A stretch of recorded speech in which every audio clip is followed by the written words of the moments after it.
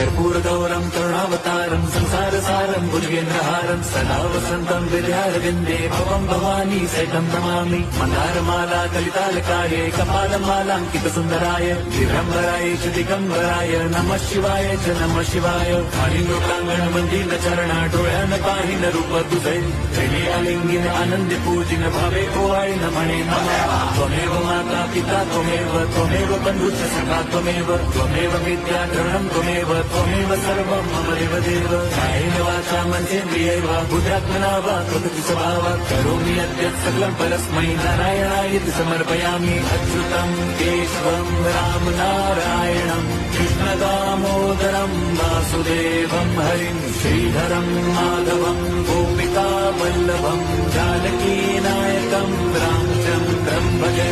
Hare Ram Ram Ram Hare Hare, Hare Krishna Hare